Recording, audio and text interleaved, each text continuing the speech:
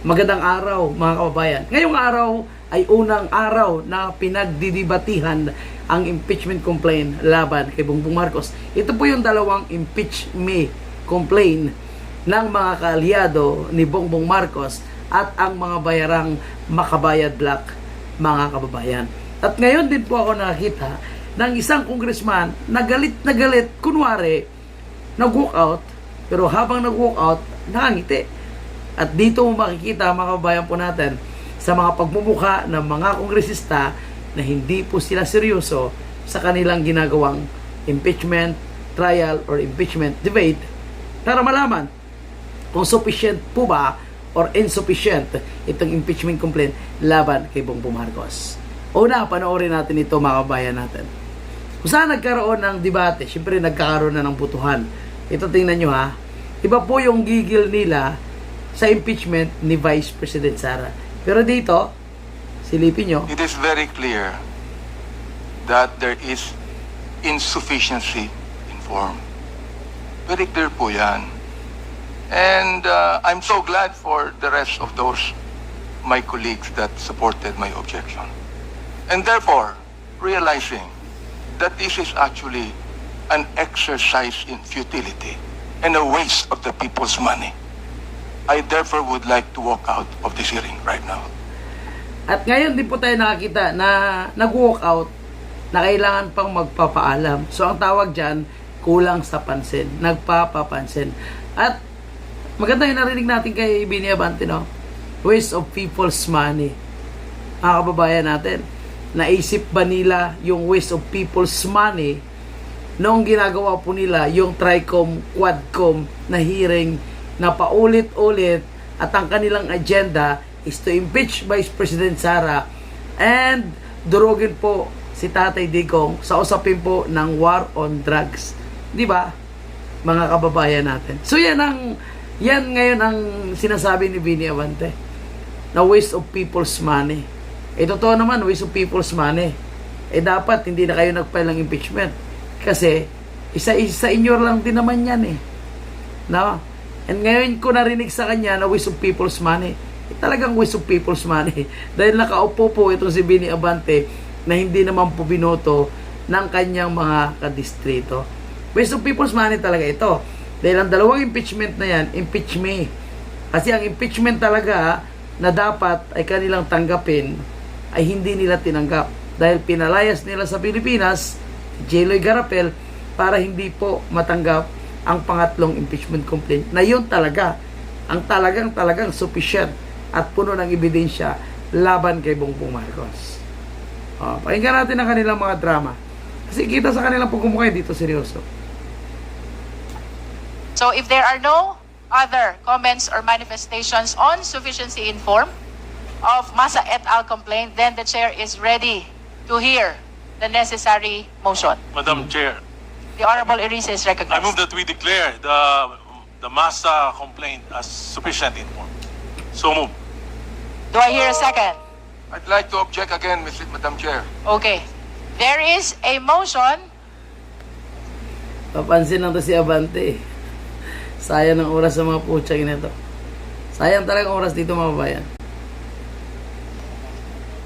I think, Madam Chair, Honorable Abante. I think I have definite reasons why I am objecting.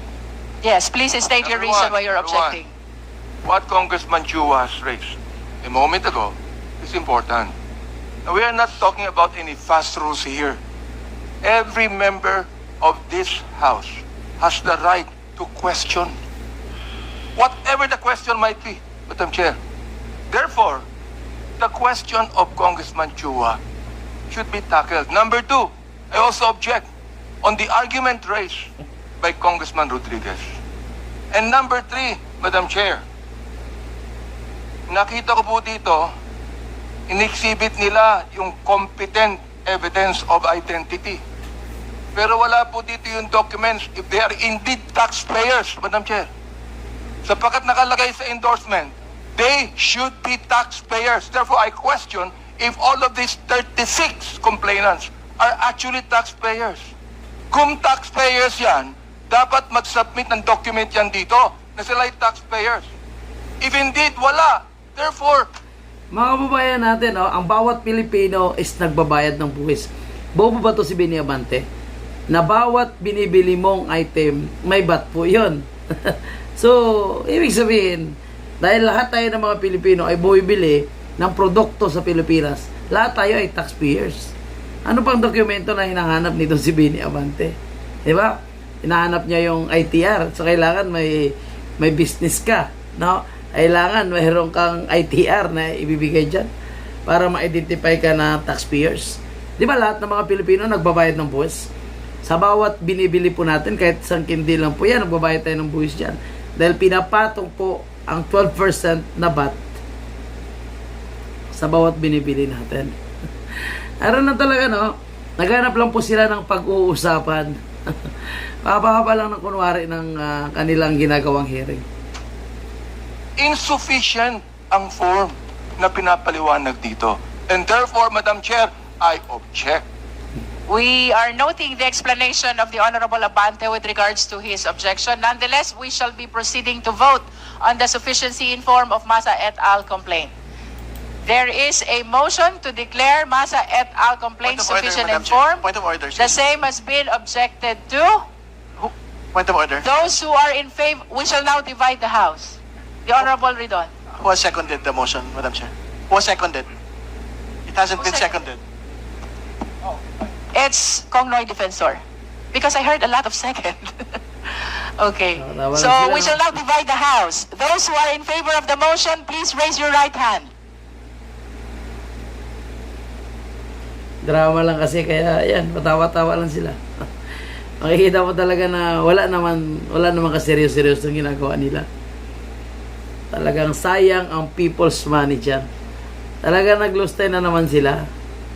No? Inaubos na naman nila dyan, yung kinakain nila dyan, tubig, oras, no? Yung kuryente. People's money po lahat ang ginagamit dyan. Kaya sayang lang, no? Sayang lang. Nag-file pa sila ng impeachment, impeachment naman. Siyempre, papalabas din nila na ngayon ay sufficient. Tapos, Those who are not pagdating sa final, in wala favor na of the motion, please raise your right hand. Continue. wala lang, pangiti-ngiti lang.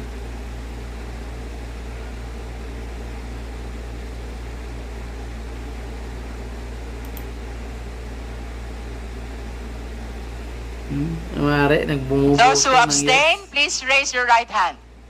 Kunwari, nag-yes. Ay, naku, pang K-pop talaga. Comsec the vote, please.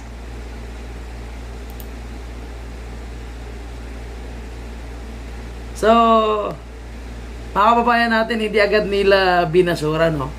So, kunwari, sufficient. Pero sa totoo lang, upon arrival, patay na po yung impeachment na yan. Yan po is talagang, ano na lang, para kunwari dumaan sa tamang proseso. Para pagdating kay BP Sara, bakbakan nila yan, mga kababayan natin. So, tingnan natin kung ano ang kanilang gagawin, mga kababayan po natin. Pero sa simula pa lang, no, sa pag-file pa lang, and then ngayon sa kanilang pagdidebate, nakita na po natin na wala po sa kanila ang seryoso at pangiting-ngiti lang. At ngayon po tayo nakakita ng isang nag-walkout, no, na nakangiti kasama po ang kanyang mga kasamahan sa Kongreso. Nagpaalam pa. So, KSP talaga ang matandang pastor na ito na si Benny Abante, mga kabayan natin. So, ang lagi nila sinisigaw, impeach Sara now, impeach Sara now. Kumbaga, inulit lang po na naman ng kabilang grupo yung kanilang ginawa noong 2025. Pagkatapos sila sabihin, no, na hindi tama ang naging decision ng Supreme Court. Ito, excited po sila, nag-file agad sila ng impeachment against kay Vice President Sara. Magiging natin, no, nandyan po yung convicted kasama. So convicted, France. Impeach! Impeach Sara now! Impeach! Malito dapat ikulong si Franz Castro. ikulong si Franz Castro. Kasi yan po ang kidnapper, mga babayan. Nakapagtaka lang po sa gobyerno ni Bongbong Marcos ngayon. Ayan ibinasura na ng Court of Appeal ang kanyang apila. Ngayon, mga kababayan po natin, ang kapal ng pagmumukha ng kidnapper na magpa-file ng impeachment against kay Vice President Sara.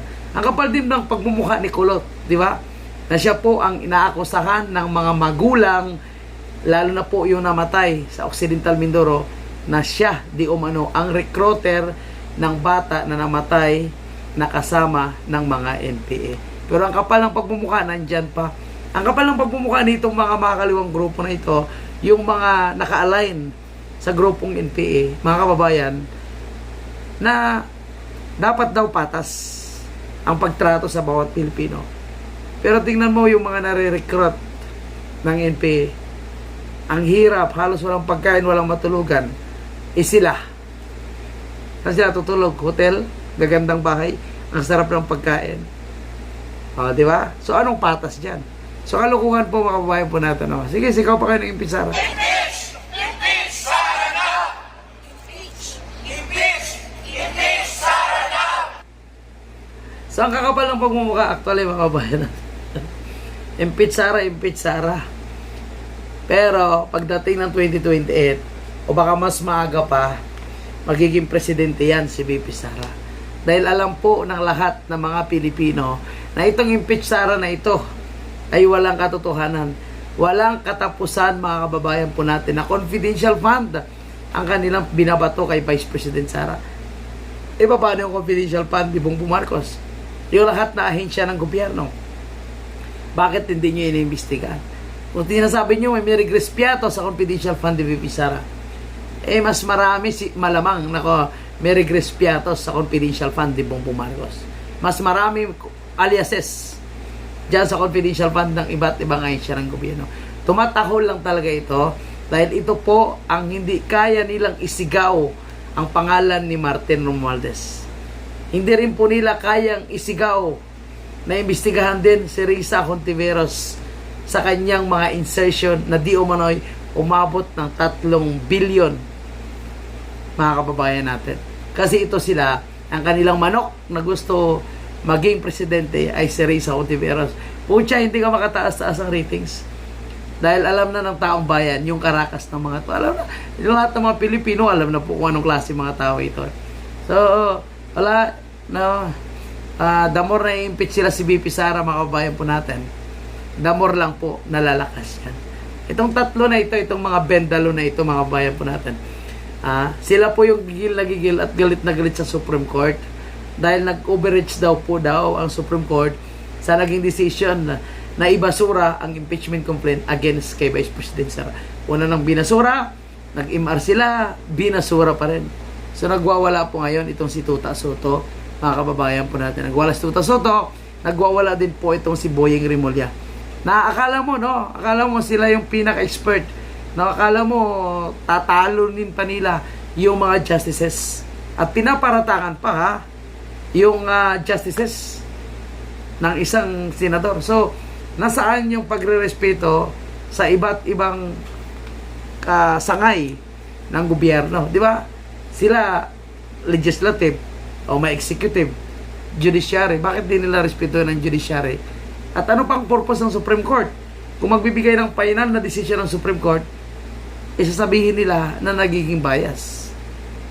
No, I said, I will support kay Chacha at this point. Dati, ayoko yan. Pero, pagka ganyan, may mag-propose ng Chacha, susuporta na ako ngayon. Kaya maituwid natin itong ganito na hindi lang pala Kongreso pwedeng maggalaw or Constitutional Convention lang pala pwedeng maggalaw ng Constitution. Pwede rin palang maggalaw ng Constitution ng Supreme Court.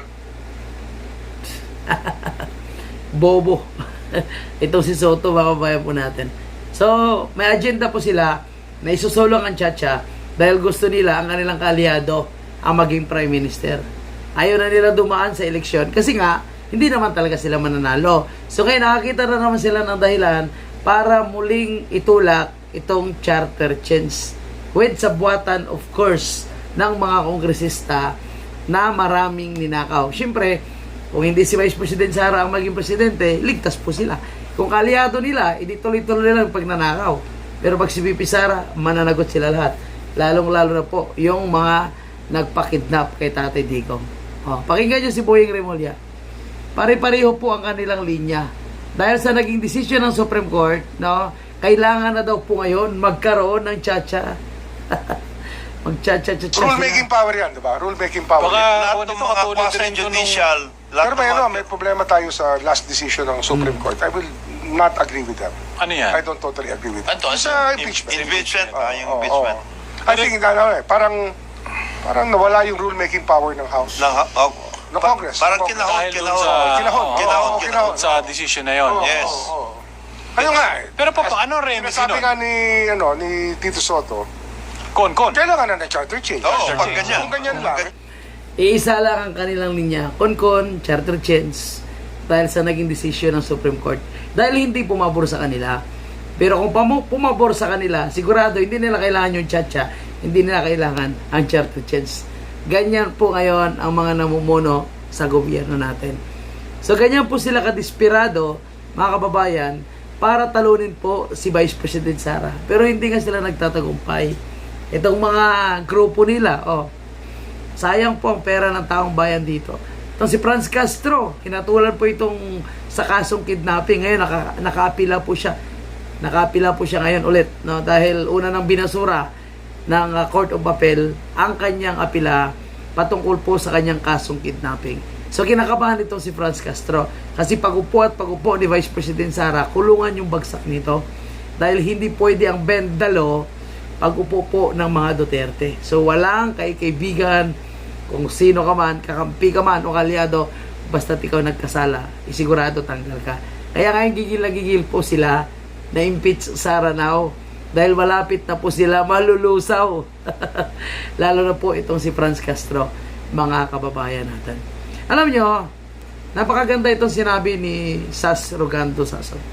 Kasi ngayon, sinasabi ni Trilling na kailangan na daw po magsanib puwersa ang lahat na kumakalaban sa mga Duterte or anti-Duterte. O ito na, meron nang may nagpa-file ng impeachment. Mga kaliwa, dilawan. So, mayroon pa isang grupo yan, simbahan. Tatlo yan sila nagpa-file, no? So, uulitin nila yung ginawa nila noong taong 2025. Pero ngayon, hindi ko alam kung paano mababayaran itong mga kongresista. Palagay ko, baka sa purpose na naman. Dahil in-increase ni Sandro Marcos, or gusto i-increase ni Sandro Marcos, ang purpose. O, nandyan din po yung, nawala I think yung AKAP, pero nandyan naman yung AX. No? Nandyan yung malaking budget sa Department of Education. So, iba't ibang ayuda ay tinaasan nila ng presyo. Palagay ko ito na naman yung gagamitin nila, mga kababayan po natin. Magre-release po sila ng ayuda sa bawat kongresista para pumirma sa impeachment ni Vice President Sara. Kaya yan po yung ating babantayan. Kaya nung nangyaring karaban at short program doon sa House of Representatives, sinabi po ni Congressman Mike Defensor na hindi pa tapos yung ating ginagawang laban. Marami pang laban yung ating pagdadaanan. Lalong-lalo na po mga kababayan po natin, nakitang-kita natin lahat kung paano nila pinagpaplanuhan na tanggalin itong si Vice President Sara. No? Sabi ni Sas Rogando Sason, itong mga pinks, nagkamali ng ginawa nung nawasak ang unit team. Ang malaking pagkakamali ng mga kakampiks is pumili sila ng side. Ang pinili pa nilang side, yung loser. Tama, si Bongbong Marcos. Wala naman panalo yan eh. Kahit anong gawin nila. Tingnan mo yung endorsement ni Bongbong Marcos. Yung mga kalyado niya, may nanalo ba ni isa? Wala po. Yung nanalo ay galing sa ibang partido. At ang kanyang endorsement ay napaka-useless. Walang bilang ang endorsement ni Bongbong Marcos. Ilalo na ngayon, mga kababayan natin. No? May mga kumakalat ngayon na iskandalo na sumusubo daw po. Naku po, mga kababayan po natin. May kumakalat na iskandalo na sumusubo ang isang mataas na opisyal sa Malacanang, mga kababayan po natin. Kaya ang hamon din, nang nagpalabas ng video, kasuhan siya. No? Kasuhan siya para magkaalaman, lalong-lalo na po sa usapin ng pagpapalabas niya ng video. Alam niyo, kadiri, no? Marami na po nakakita. At sinasabi nila, kadiri naman ang pinagagawa ng taong yon. Mga kababayan po natin, again, kung may dapat ma-impeach, no? At kung may dapat pumalit sa nakaupo sa gobyerno ngayon na walang kakwenta-kwenta, yan ay si Vice President Sara. At ang dapat ma-impeach ay walang iba kundi si Bongbong Marcos. Bakit ko nasabi yan? Unang-una mga kababayan, wala namang silbi ngayon. Lalo na matindi ngayon ang kanyang sakit. Di ba? Matindi po yung sakit ni Bongbong Marcos. Mantakin mo, yung kanyang bitukay sumusuko na, nagre-resign na. Pero itong si Bongbong Marcos, kapit pa rin. Sa patali mga kababayan po natin. At nakita naman po natin, kung anong ginawa ni Chiloy Garapel. Mantakin mo, ayan, So, ang ganda ng ngiti ni Chiloy Garapel nung tinanggap niya ang impeachment complaint against kay Vice President Sara. Pero nung mag-file ng impeachment against kay Bongbong Marcos, ang grupo nila, Attorney Respicio, Attorney Topacio, at marami pa, anti-corruption advocates, wala siya, nasa Taiwan. So talagang sinadya po nila na wala siya para walang tatanggap sa impeachment complaint.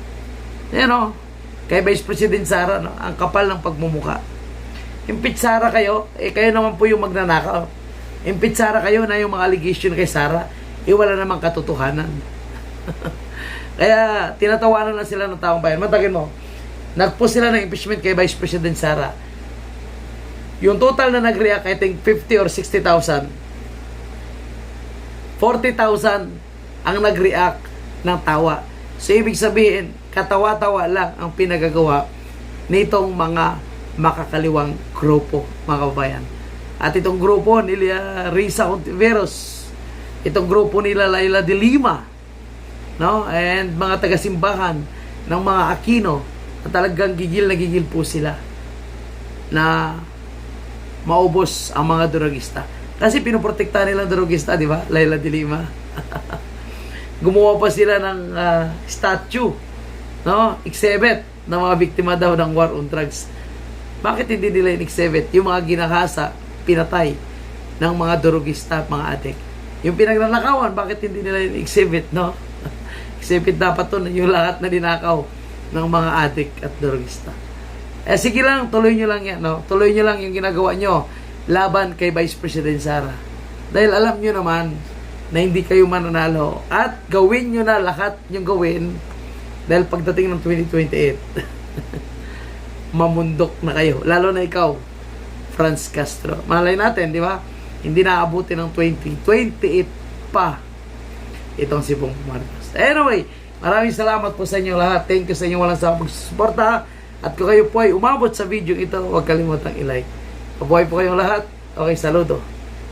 Mabuhay ang bansang Pilipinas. And pakipalo na rin po ng ating official Facebook page. Kababayan page din. Okay? Yeah. Maraming salamat.